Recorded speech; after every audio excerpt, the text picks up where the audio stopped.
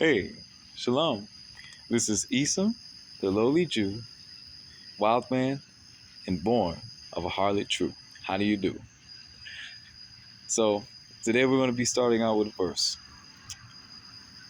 Psalms 40, verse 4. All right, getting into this. Blessed is the man that maketh the Lord his trust, and respecteth not the proud, nor such as turn aside to lies. Okay, now going down to verse 13 and 14. Be pleased, O Lord, to deliver me. O Lord, make haste to help me. Let them be ashamed and confounded, together that seek after my soul to destroy it. Let them be driven backward and put to shame that wish me evil. Okay, this is powerful, powerful psalm. Okay, now we're moving over to Psalm 41, verse 7. All that hate me whisper together against me. Against me do they devise my hurt. Okay. Now we're going to Psalm 58, verse 3. Okay. Psalm 58, verse 3. Let me see here. All right, here we go. This is another good verse too. Psalm 58, verse 3. The wicked are estranged from the womb. They go astray as soon as they be born, speaking lies. Speaking lies. Speaking lies. Okay. Now going back to Psalm 41, verse 11. Psalm 41, verse 11. By this I know that thou favorest me, because mine enemy doth not triumph over me. Okay, so I just want to start out that of what I'm about to say with a Bible verse or Bible verses. Okay, so you always got to remember to give him praise first, above all. So, in getting into forgiveness, man, I had to forgive my mom for all the evil that she's done in my life. I remember she took me to get a test, intelligence test, so to speak, and I went to take this test, and she whispered in my ear. I didn't realize what kind of test it was, and she said, "Just be stupid." So I didn't realize until after the fact. So I went there, and I went into the room, and this woman tested me, arithmetic and things of that nature, tested me. Because what my mom was trying to do, she was trying to get a check. She's trying to get a check. So she would rather have her son be labeled handicapped, an idiot, and get a check for me, than rather support me, push me forward, help me with my dyslexia, so forth and other. Mind you, okay? She would rather have me get a check than do what a mother is supposed to do. Encourage your son, encourage your kids to do good. I forgave her for that, but I always remember that till this day. And I passed that test in spite of her. She didn't know I was picking up her school books and I was reading that stuff, and that's how I got to the point I am. Because she's a teacher. She's a very good teacher, but she's a terrible mother. And she was a whore. I can get more into that, but I had to forgive her, man. She chose her sex life over her kids. And that's why I call her a whore. That's why I say I'm born from a harlot. And it's true. I'm not lying. And so I can get more into that, but we have other things to talk about in this video. But David's mother also was a harlot. And that's why he was treated so poor. Did you know that? Moving on now. You can find that. You can research it yourself. But yes, he was the son of a harlot. So I'm going to move on now. Moving on to my brothers and sisters. Okay. So I don't have much time, and then the cops move me all the time. So I got to be very mindful of what I say. I can really ramble on. I really can. I love to talk. I do.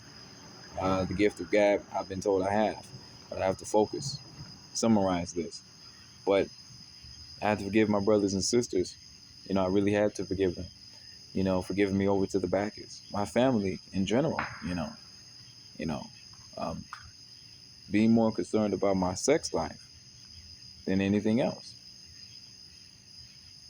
Hoping that I was homosexual, because they didn't understand what I was doing. And they say, well, he must be gay, which I'm not a part of the LGBT community, and I never will be. I never will be. I don't think so. It's not who I am. And no disrespect to those that are, but never. Never. It just won't happen. But bless those people, man. They need to be delivered. Okay? They need to be delivered. But getting into respect, forgiveness and self-respect go hand in hand. You got to respect yourself enough to forgive those people. Because at the end of the day, it hurts you more than anything else, because that person will always be a part of you. Always be a part of you. So you have to forgive them. There's such a thing as reconciliation. You can reconcile within yourself without reconciling with said individuals. Yes. And move on with your life. As I am doing. I can reconcile with my family in person or just with God and forgive them. Because look, a lot of evil that people do, they don't apologize for. And don't expect an apology. You're not supposed to expect anything from anybody. Expect it from yourself. Okay? You're not entitled to anything in this world. You have to go out there and get it. You have to go out there and get it. And I would even say you're not entitled to the love of your mother or your father or your brothers and sisters. Okay? And that's just my understanding and my experiences. They don't have to love you. They don't. Okay? And they've shown time and time again that they don't love me. Not as they should, and not like God loves me, or the sons and daughters of God who've led me out here. Okay? Bless them. But I know what real love is. Love is loyalty and sacrifice, man. And a lot of things that they have said and done, they would have never done if they truly had love for me. Okay? Brother Shem, shout out to him. He knows what I'm talking about. Okay? So the thing is, man, respect is not given, but it's earned. Okay? Respect is not given, but it's earned. Okay? When people see you're not going to take their crap, and you have to get to a point, you have to set boundaries, you have to live by a standard, you have to live by a code. I even go as far as saying not a code of conduct, but a law of conduct. Okay, that's what I live by. Okay, I live by a law of conduct, and if they violate that law of conduct that you set for yourself, okay, you got to cut them loose, man. You do. And there is the times where you do forgive. Yes, you do. But at times, on an interpersonal level, you don't forgive them, man. You don't let them back in. They give them another chance. They give them another opportunity, okay? You don't do that. You got to be very mindful who you let into your life, because you only go as far as the people that are in your life.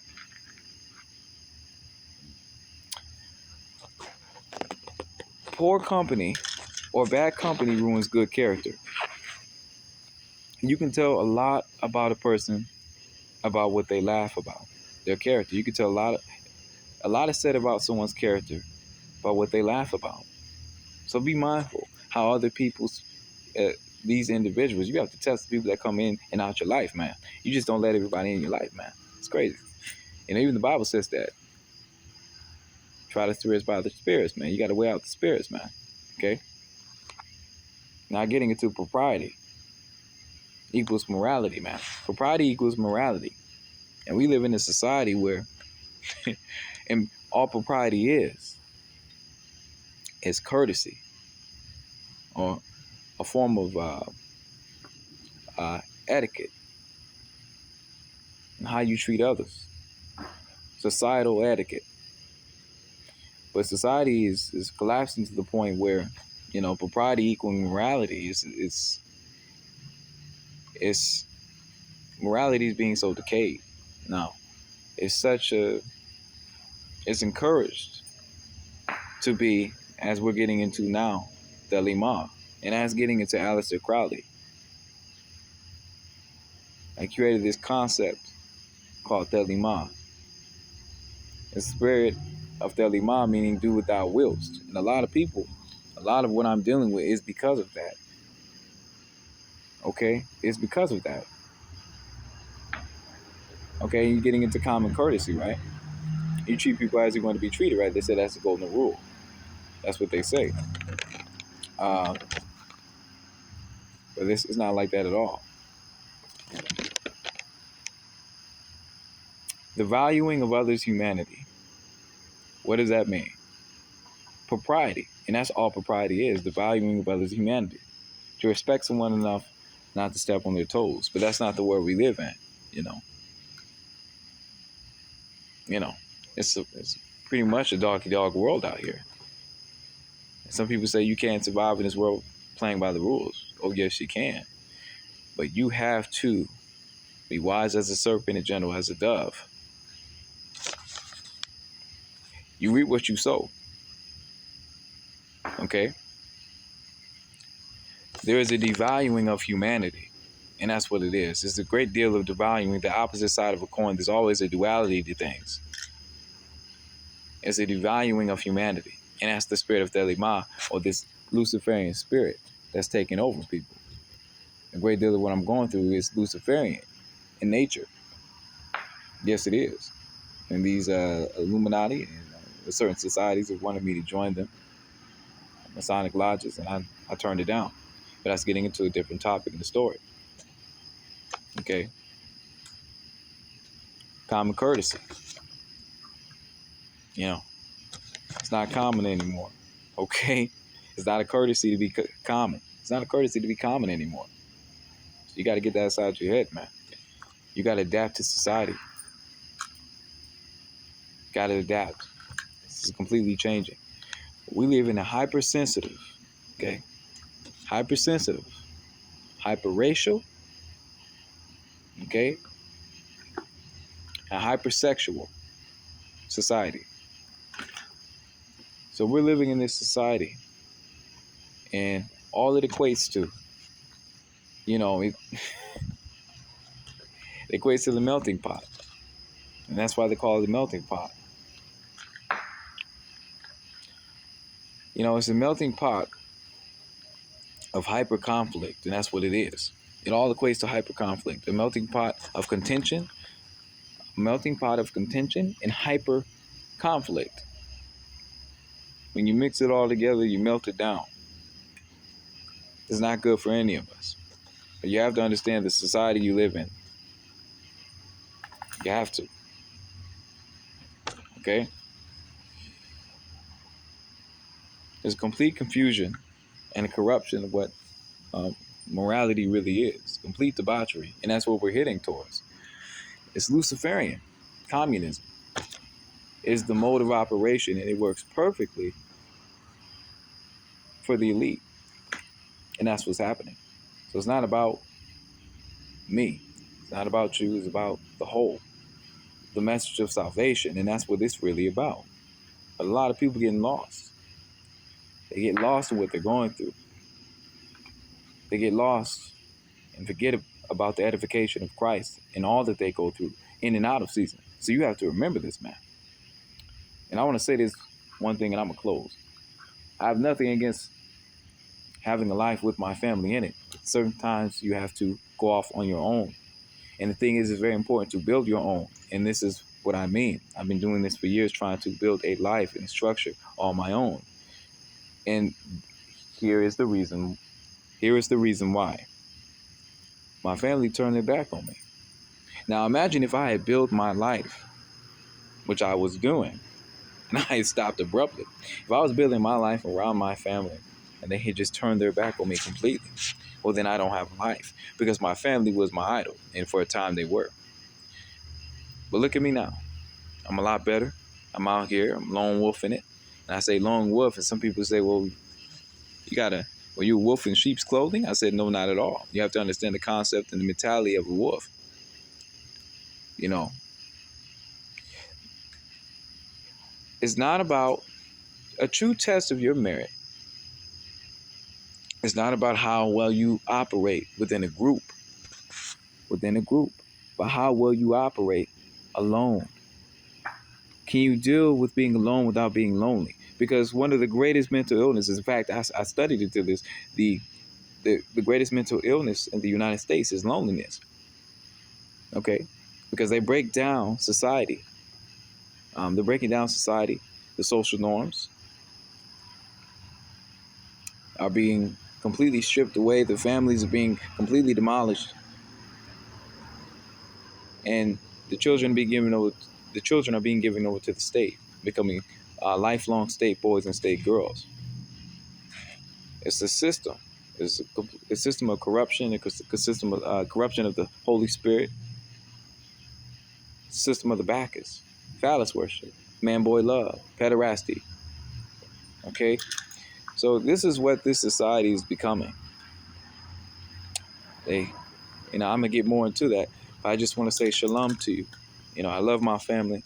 Okay, I want to disrespect my mom or my pops. My moms and my pops. I love them dearly. I got my mom as a friend.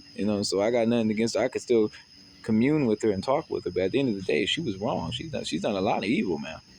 Now, my brothers and sisters are not willing to admit that and acknowledge that, and that makes me a bit of a rogue. Okay, because when you continue in habits that are ill-fated, to ruin what we call or a family, okay, ill to begin with, poison, slowly poisoning what relationship that we could have when you keep partaking in certain habits, forms of speech that push people away. How can we ever have a relationship? Other way you think. Very toxic. Toxicity is the reason why I left my family. Very toxic, man. And I love them. I forgive them, man. That's why I still have them on my Facebook. I have nothing against them, man. At the end of the day, they have something against me. The judge and the courts are going to see that. All the evil they spoke about me online and so forth. Now, you have the people in Lafayette looking at them like they're the bad guys. So technically they are. I do anything wrong. I didn't take advantage of them, as I was so told, as they so told others. My mother she never did anything for me in my life, man, that has made an impact or difference in my life enough for me to survive out here. I had to learn survival skills on my own, man, on my own. Same thing with my pops. He failed me, man. But it was a blessing because he did exactly what he was supposed to do. He inseminated my mother like a business transaction. It was like a business transaction, and that's what it is. Okay? In the sense that they were never meant, hold on just a moment. They were never meant to raise me. It was just business. And I mean business in the sense that it's the Lord's business. And I look at it like that. I'm exactly where I'm supposed to be. I'm exactly who I'm supposed to be. And I'm quite successful in what I do because the Lord allows me to be. And of course, it takes obedience and faithfulness as well. When the Lord stands for you, who can be against you? No one. No one. Okay? But bless you guys. And it was a bit longer than what I expected. It was a lot that I had summarized and put down. But, I can't get into too much because, it gets quite lengthy. But you guys have a blessed night. And shalom.